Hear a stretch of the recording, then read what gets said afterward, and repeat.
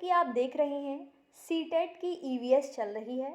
इसमें अब तक हमने 2 पार्ट कंप्लीट कर चुके हैं और आज हम थर्ड पार्ट कर रहे हैं। फ्रेंड्स, ये नोट्स आपके एग्ज़ाम के पॉइंट ऑफ व्यू से बहुत ज़्यादा महत्वपूर्ण हैं। अगर आप चैनल पर नए हैं, चैनल को सब्सक्राइब और शेयर ज़रूर करना। आइए देखते हैं फ्रेंड्स, आज का जो पार्ट है, कैसे पहचाना चींटी ने दोस्त को। जानवरों में भी देखने, सुनने, सूंघने और महसूस करने की शक्ति होती है। चींटियां चलते समय जमीन पर कुछ ऐसा छोड़ती हैं जिसे सूंघकर पीछे आने वाली चींटियों को रास्ता मिल जाता है। रेशम का कीड़ा अपनी मादा को उसकी गंध से कई किलोमीटर दूर से ही पहचान लेता है। एग्जाम में बहुत पूछा जाता है, ठीक है। एक कुत्ता दूसरे कुत्ते के मलमूत्र की गंध से जान लेता है कि उसके इलाके में बाहर का कुत्ता आया था। अधिकतर पक्षियों की आंखें उनके सिर के ऊपर की तरफ होती हैं। पक्षी एक ही समय में 2 अलग अलग चीज़ों पर नज़र डाल लेते हैं। जब ये बिल्कुल सामने देखते हैं तब इनकी दोनों आंखें एक ही चीज़ पर होती हैं। कई पक्षी अपनी गर्दन बहुत ज़्यादा हिलाते हैं क्योंकि ज़्यादातर पक्षियों की आंखों की जो पुतली है वो घूम नहीं सकती। जब पुतली नहीं घूमेगी तो जाहिर सी बात है गर्दन ही घूमेगी। वे अपनी गर्दन घुमाकर ही आसपास की वस्तुएं या चीज़ों को देखते हैं। चील, बाज और गिद्ध जैसे पक्षी हमसे 4 गुना ज़्यादा दूर तक देख सकते हैं। फ्रेंड्स, एग्ज़ाम में बहुत पूछा जाता है, जो चीज़ें हमें 2 मीटर की दूरी से दिखाई देती हैं वही चीज़ें वो 8 मीटर की दूरी से देख सकते हैं। दिन में जागने वाले जानवर कुछ रंगों को देख पाते हैं, लेकिन रात में जागने वाले जानवर हर चीज़ को सफ़ेद और काली ही देखते हैं। हमें पक्षियों के कान दिखाई नहीं देते, उनके बाहरी कान छोटे छोटे छेद जैसे होते हैं जो उनके पंखों से ढके रहते हैं। सांप के जो बाहरी कान नहीं होते, जमीन पर हुए कंपन को ही वह सुन पाता है। जंगल में ऊंचे पेड़ पर बैठा लंगूर पास आती मुसीबत जैसे शेर चीता को देखकर एक खास आवाज निकालकर अपने साथियों को संदेश देता है। इस काम के लिए पक्षी भी खास आवाजें निकालते हैं।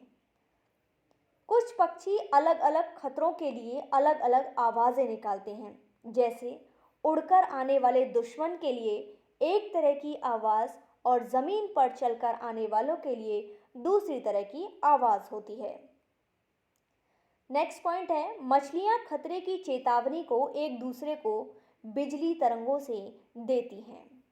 कुछ जानवर तूफान या भूकंप आने से कुछ समय पहले अजीब हरकतें करने लगते हैं। सन 2004 दिसंबर की बात है।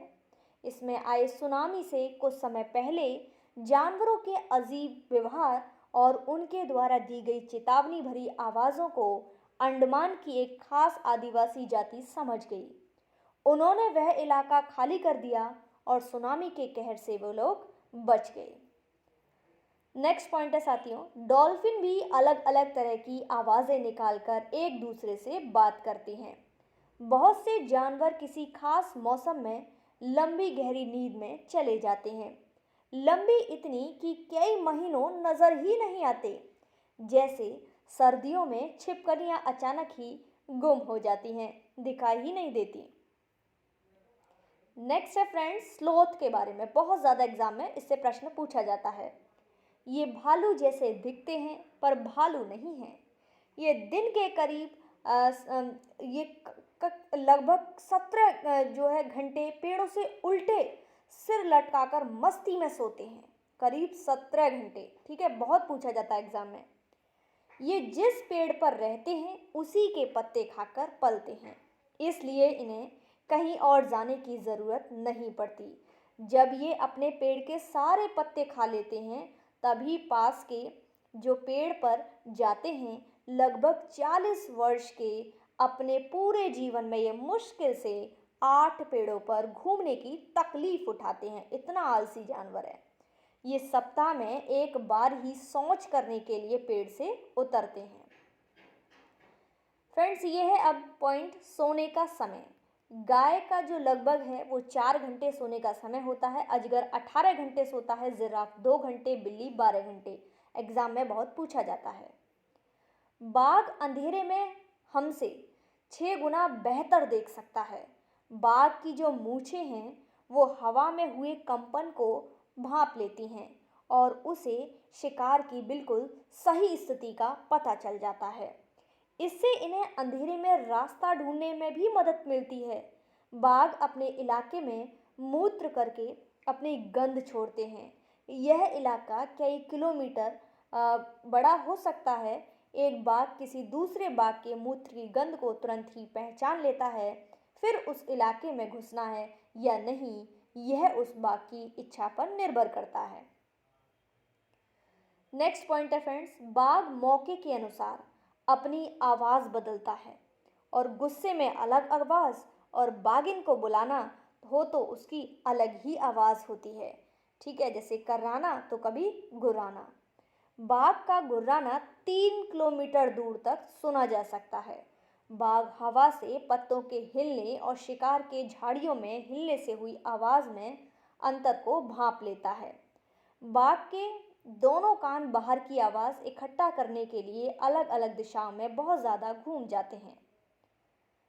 हाथी को जो है उसके दांतों, गैंडों को सींग, शेर, मगरमच्छ और सांप को उनकी खाल के लिए मार दिया जाता है। कस्तूरी हिरण को थोड़ी सी खुशबू के लिए मार दिया जाता है। हमारे देश में बाघ और अन्य कई जानवरों की गिनती इतनी कम हो गई है कि इनके लुप्त हो जाने का खतरा है। हमारे देश की सरकार इन्हें बचाने के लिए बहुत से जंगलों को सुरक्षा दे रही है, जैसे उत्तराखंड का Jim Corbett national park, Rajasthan के भरतपुर जिले में जो है घाना, तो यहाँ पर सुरक्षा दी जा रही है। इन जंगलों में शिकार करना बिल्कुल मना है। फ्रेंड्स, सीटेट सितंबर 2016 में ये प्रश्न पूछा गया था। यह भालू जैसा दिखता है परंतु भालू नहीं है। यह दिन के लगभग 17 घंटे वृक्षों की शाखाओं से उल्टे लटक कर सोता है। यह जिस वृक्ष पर रहता है उसी की पत्तियां खाता है।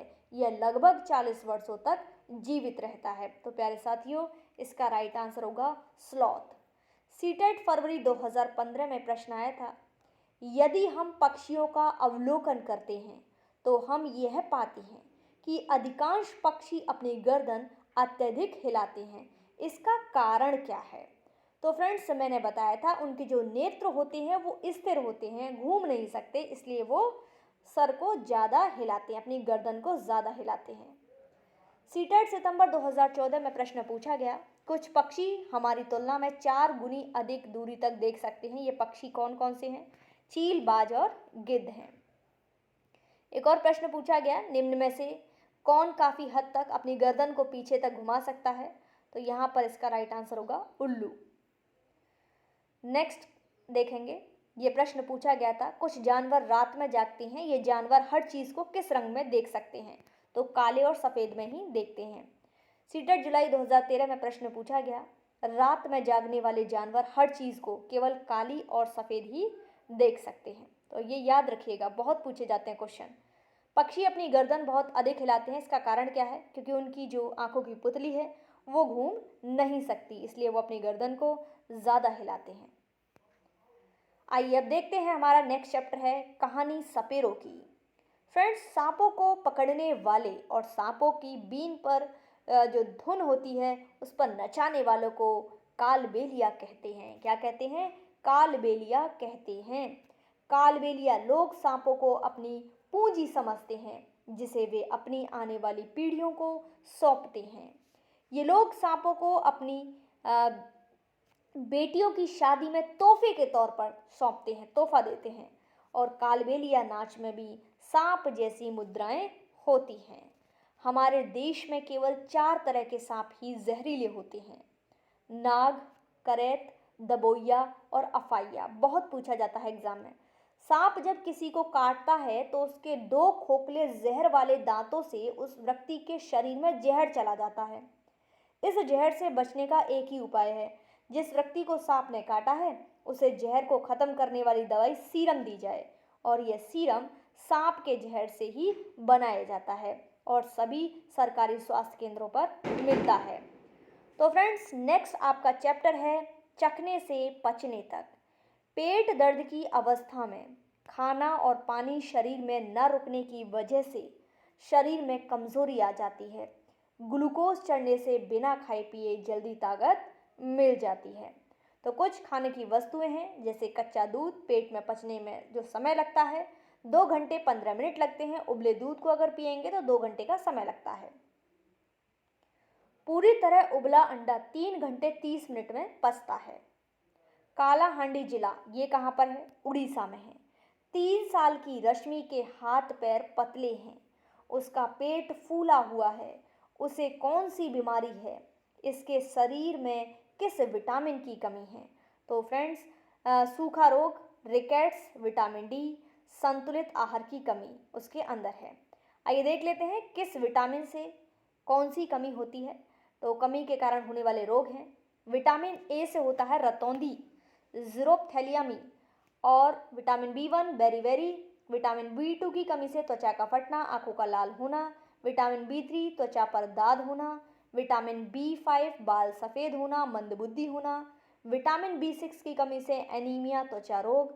विटामिन B7 लकवा, शरीर में दर्द, बाल गिरना। विटामिन सी की कमी से स्कर्वी। विटामिन डी से रिकेट्स होता है। विटामिन ई से जनन शक्ति में कमी। विटामिन के में रक्त का तक्का ना जमना।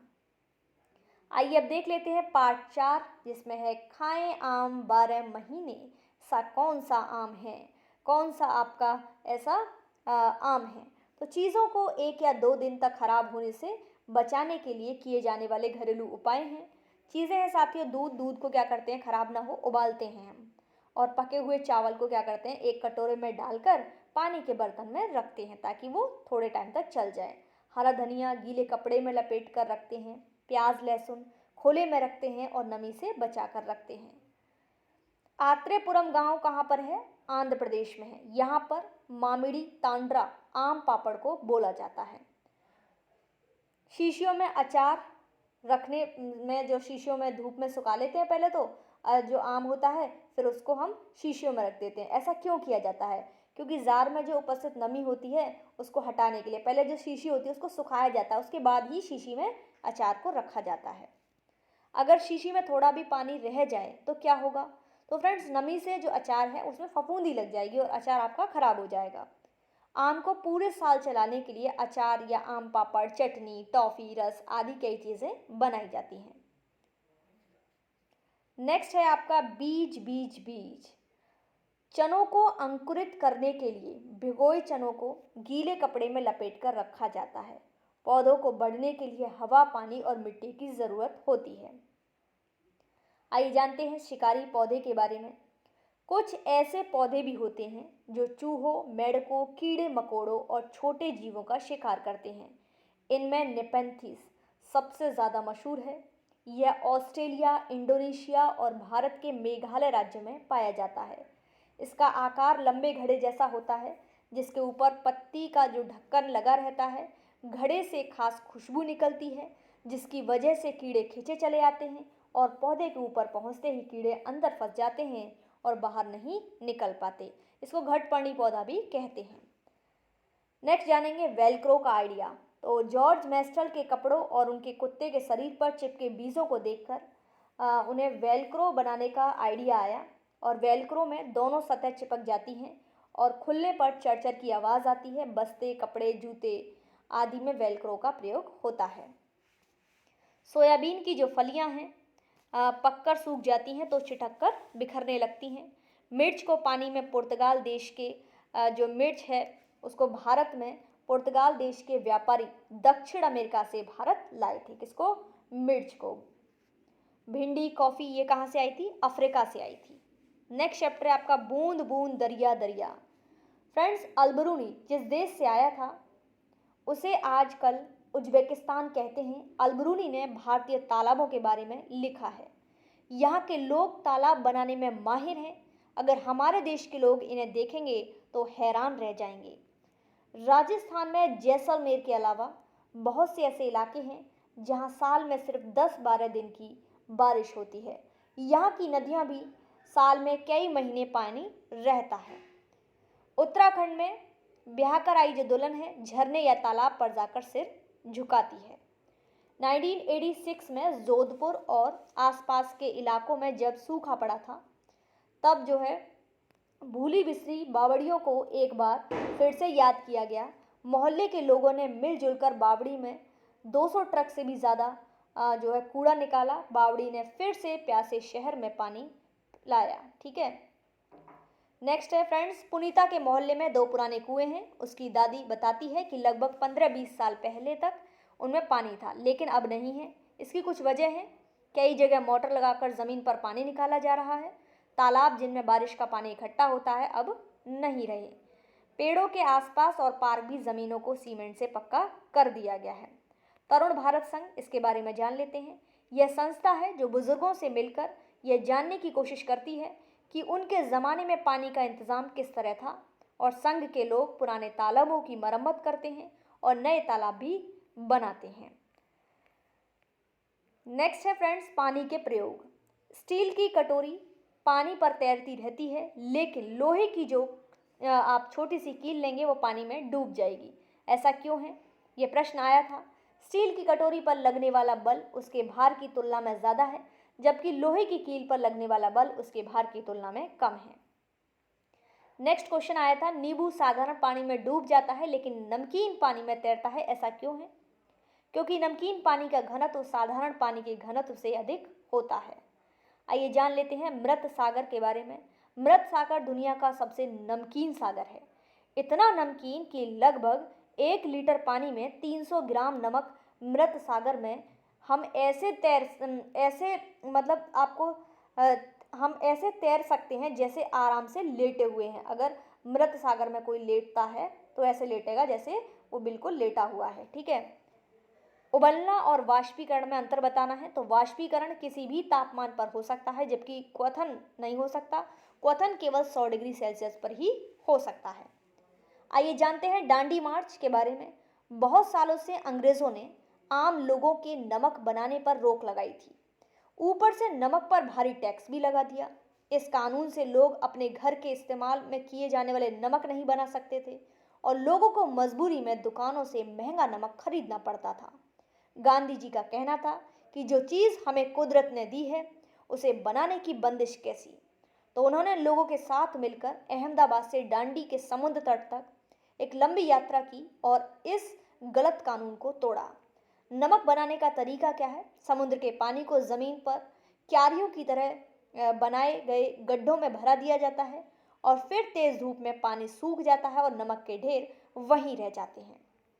तो इस प्रकार साथियों नमक बनाया जाता है। आइए जानते हैं मच्छरों की दावत। रजत जो कि बुखार में खेलने का दिल नहीं करता, ऊपर से कड़वी दवाई भी खानी पड़ती है तथा खून टेस्ट भी करवाना पड़ता है। ठंड लगकर कपकपी के साथ बुखार आता है। रजत को क्या था? तो साथियों मलेरिया था। मलेरिया जो मच्छर है उसके काटने से होता है और जिसका पता खून जांच करवाने से ही चलता है। माइक्रोस्कोप से एक चीज़ 1000 गुना बड़ी दिखती है। मलेरिया की दवाई बहुत पुराने समय से सिनकोना पेड़ की छाल से बनाई जाती है। तो याद रखिएगा, कौन से? सिनकोना पेड़ से। पहले तो लोग छाल को उबालकर और छानकर ही इस्तेमाल करते थे, लेकिन अब छाल से दवाई बनाते हैं। एनीमिया क्या है साथियों? साधारण भाषा में खून की कमी को एनीमिया कहते हैं। हीमोग्लोबिन या फिर आयरन की कमी को एनीमिया कहते हैं। इसमें ताकत की दवाइयों के साथ गुड़, आंवला और हरी पत्तेदार सब्जियां खाने के लिए डॉक्टर सलाह देते हैं, क्योंकि इन सभी में आयरन पाया जाता है। आइए जानते हैं दिल्ली के स्कूलों में एनीमिया की समस्या। एनीमिया से बच्चों की शारीरिक दिमागी तंदुरुस्ती पर असर पड़ता है, जिसके कारण बच्चे ठीक से जो है बढ़ नहीं पाते और उनमें फुर्ती नहीं होती। जो कुछ पढ़ाया जाता है उसे समझने में भी परेशानी होती है। एनीमिया बच्चों को आयरन की गोलियां भी दी जाती हैं, जिसमें भी एनीमिया की कमी होती है। मच्छरों से होने वाली बीमारियां हैं मलेरिया, डेंगू और चिकनगुनिया। मलेरिया मादा एनाफिलिस से होता है, डेंगू मादा एडीज से, चिकनगुनिया। उपाय क्या है इससे बचने के? तो आसपास का जो पानी है उसको बिल्कुल भी जमा ना होने दें। पानी के बर्तन, टंकी, कूलर को साफ कर दें। तालाबों में मछलियां छोड़ें ताकि वे मच्छर के लार्वे को खा लें। मच्छरदानी का इस्तेमाल करें, जमा हुआ पानी जो है उसमें मिट्टी का तेल छिड़कें। मच्छरों के छोटे बच्चों को जो है उसका जो लार्वा होता है उसे लार्वा कहते हैं, छोटे बच्चे जो होते हैं, और ये दिखने में मच्छर जैसे बिल्कुल नहीं होते। ये पतले पतले भूरे से रंग के कीड़े से होते हैं। ये मच्छरों द्वारा पानी में अंडा देने से बनते हैं। घरेलू मक्खी जो है इसका वैज्ञानिक नाम है मस्का डोमेस्टिका। तो फ्रेंड्स, आज के लिए ये थे आपके इंपॉर्टेंट नोट्स। उम्मीद करती हूँ वीडियो आपको पसंद आई होगी। वीडियो अच्छी लगे लाइक शेयर करना, चैनल पर नए हैं चैनल को सब्सक्राइब जरूर करें और कमेंट करके जरूर बताएं आपको कैसी लगी। Thanks for watching.